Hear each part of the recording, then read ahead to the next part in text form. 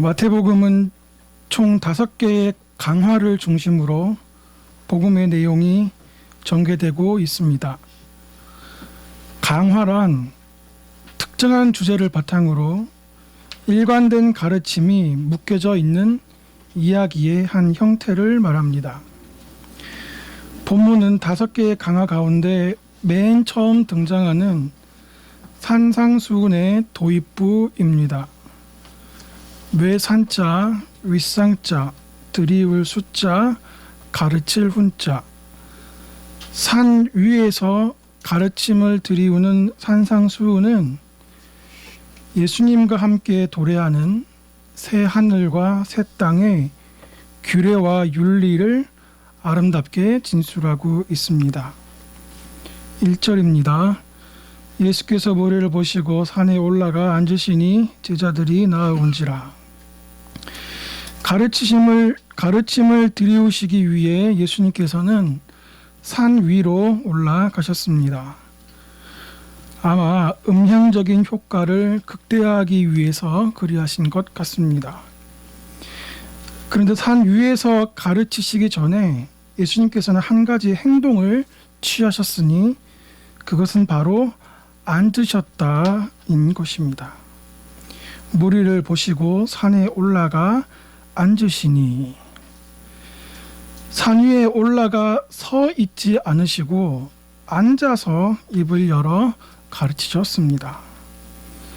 앉는다는 것이 이유 다를 바가 없지만 성경의 기자들은, 특히 이 마태는 앉는다라는 단어를 조금 특수한 상황에서 사용하고 있는 것 같습니다.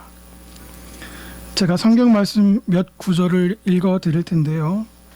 성경의 기자들이 어떠한 맥락 가운데서 이 앉는다라는 단어를 사용했는지 그 공통점을 한번 찾아보시면 좋겠습니다.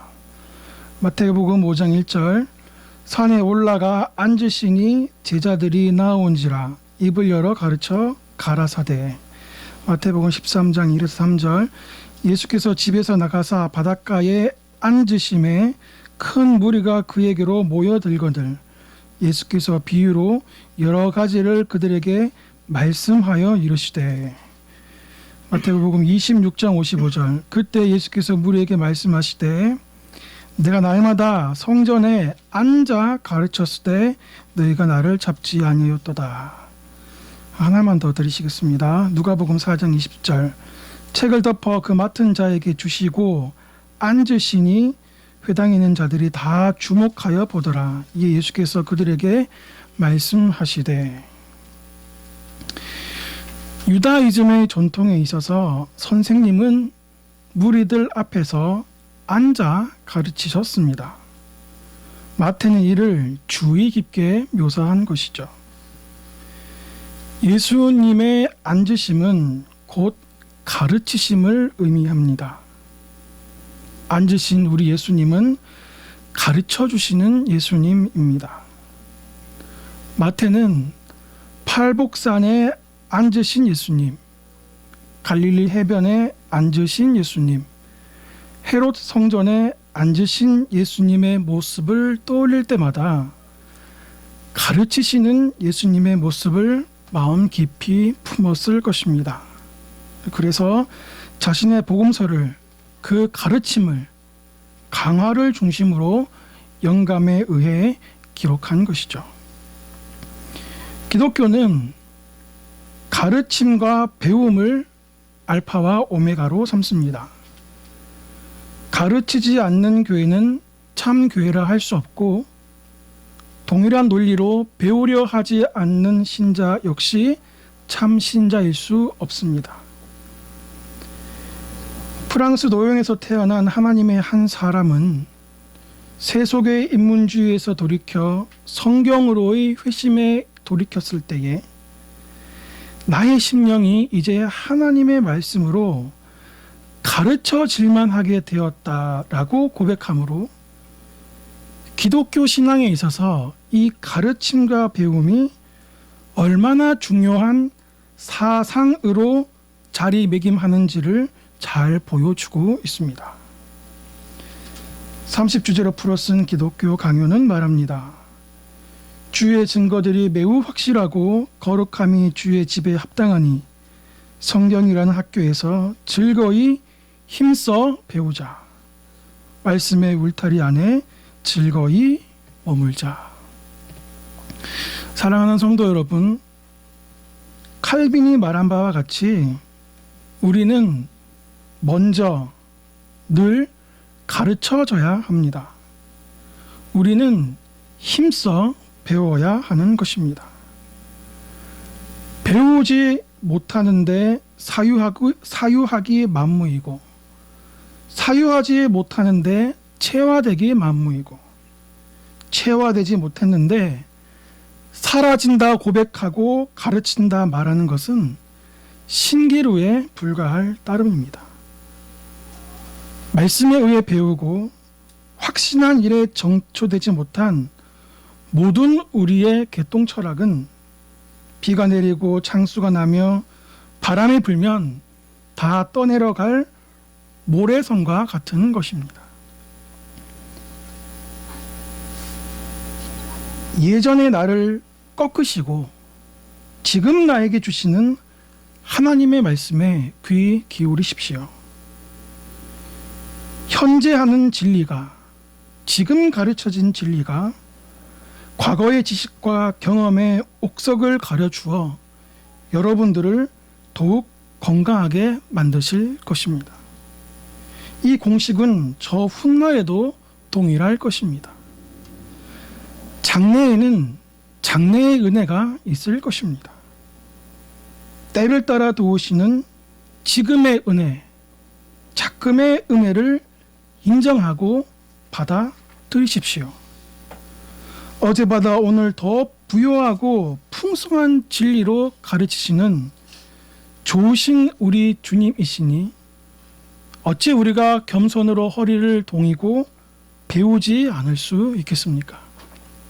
베드로전서 5장 5절, 젊은 자들아 이와 같이 장로들에게 순종하고, 여기서 장로들은 가르치는 장로, 감독, 목사님을 말합니다. 장로들에게 순종하고 다 서로 겸손으로 허리를 동이라.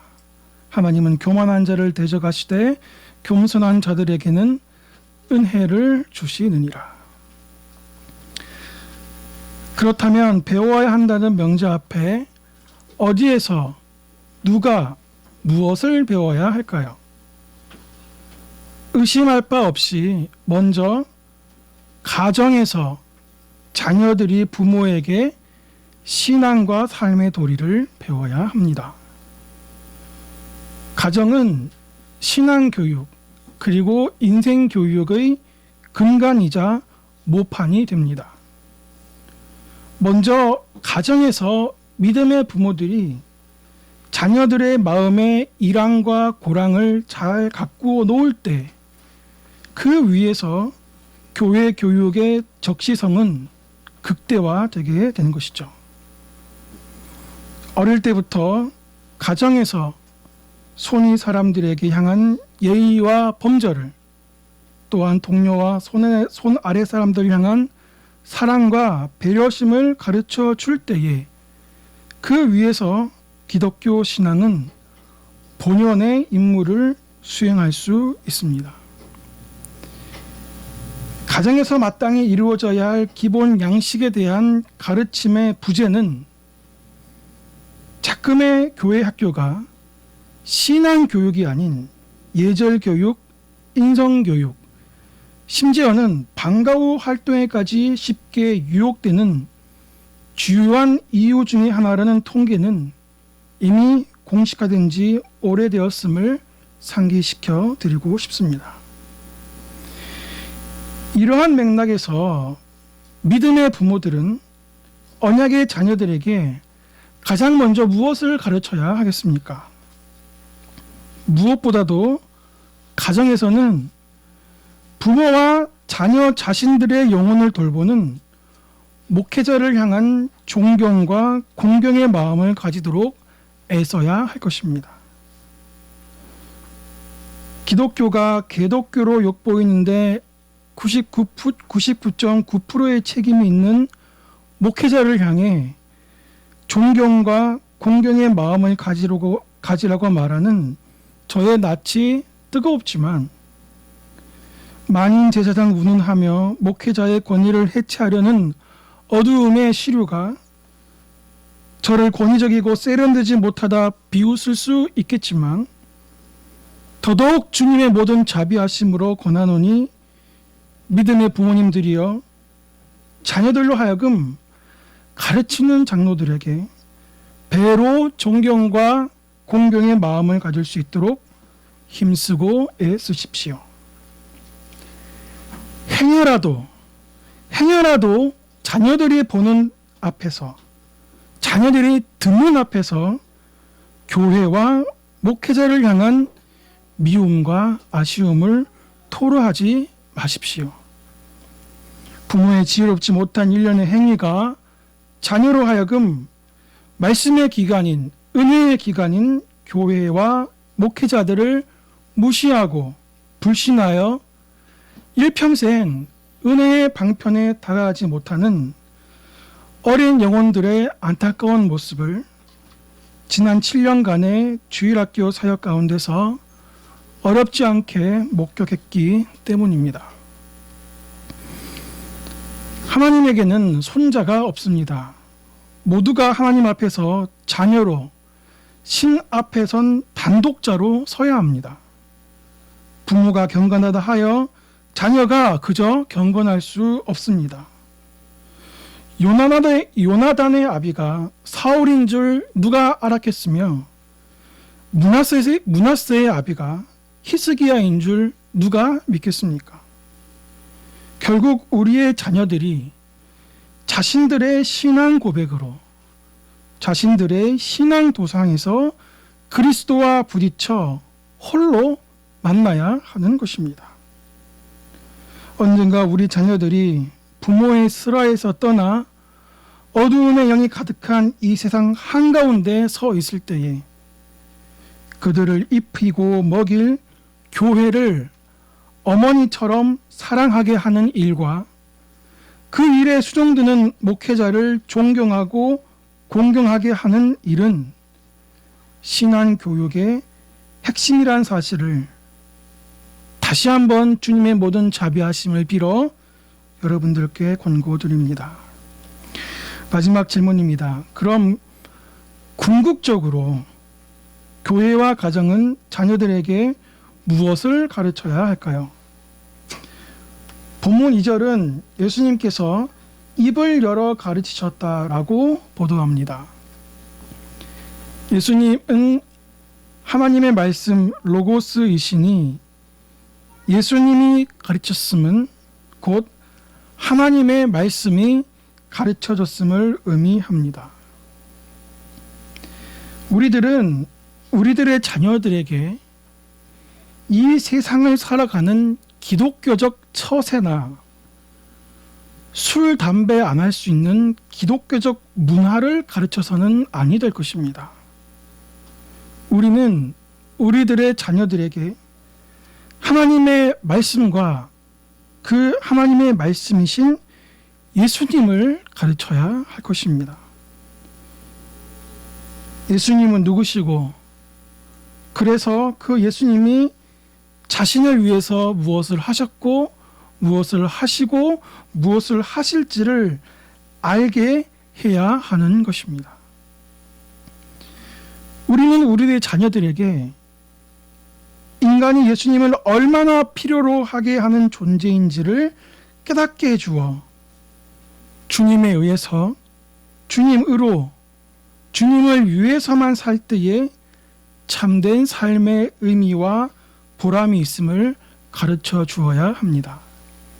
로마서 11장 36절, 만물이 주에게서 나오고 주로 말미암고 주에게로 돌아감이라. 오직 하나님을 절실히 의존해야 할 필요성을 가르쳐주는 것이 인생교육, 신앙교육의 첫 단추인 것입니다. 만약 우리가 그 의존의 필요성을 필요성을 가르쳐주지 못하는 아차하는 사이에 자녀들이 먼저 그 의존의 필요성을 삶의 압박 가운데서 느낄 때쯤이면 우리 자녀들의 시간과 삶의 에너지가 너무 많이 고갈되어질 수 있었다는 사실을 기억했으면 좋겠습니다. 제가 포항에 있을 때에 섬기는 교회에 포항공대 IVF 간사님이 계셨습니다. 이분 하시는 말씀이 참 재밌으셨습니다. 매월 3월이 되면 IVF 새내기 신입생을 모집하기 위해서 2월 말 오리엔테이션 때부터 3월 중순 때까지 총력을 기울여 홍보를 한다고 합니다. 그래서 3월 말쯤에 전체 모임을 하게 되면 늘상 재미있는 일이 생긴다고 합니다. 그렇게 홍보를 해서 모집하려는 1학년 새내기들은 몇 명 앉아 있지 않고 졸업반 4학년 학생들이 수두룩하게 앉아 있다는 것이죠.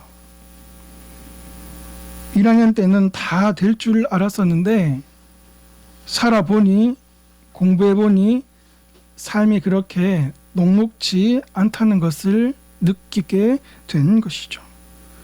졸업도 해야 되고 취업도 해야 되고 군대도 가야 되고 결혼도 해야 하는데 어느 것 하나 제 뜻대로 되지 않으니 4학년 늦깎이가 되어서 주님을 찾는다는 간사님의 얘기를 들어보았습니다. 이들의 결론은 무엇입니까? 찬송가 273장 나 주를 멀리 떠났다 이제 옵니다. 나 죄의 길에 시달려 주여 옵니다. 나 귀한 세월 보내고 이제 옵니다. 나 뉘우치는 눈물로 주여 옵니다. 나 이제 왔으니 내 집을 찾아 주여 나를 받으사 맞아 주소서. 사랑하는 성도 여러분, 우리의 자녀들이 이 찬양을 너무 일찍 부르지 않도록 하나님의 말씀을 가르치고 그래서 이 말씀이 지시하시는 예수님을 마음에 모시어 드리게 하는 믿음의 부모님들이 다 되셨으면 좋겠습니다. 그러할 때에 우리의 자녀들은 그 말씀으로 자신과 이 세상을 넉넉히 해석하고 이 경란이는 세상 속에서 넘어질지언정 아주 넘어지지 아니하고 다시 일어나 그들의 삶의 현장에서 주님과 임마누엘 하는 언약의 백성, 믿음의 자녀, 경건한 신자로 키우시기를 간절히 소원합니다. 이를 위해서 선행되어야 하는 한 가지, 부모님들께서 먼저 교회와 말씀의 종도를 사랑하고 예를 다하는 모습을 우리 자녀들에게 보여주십시오.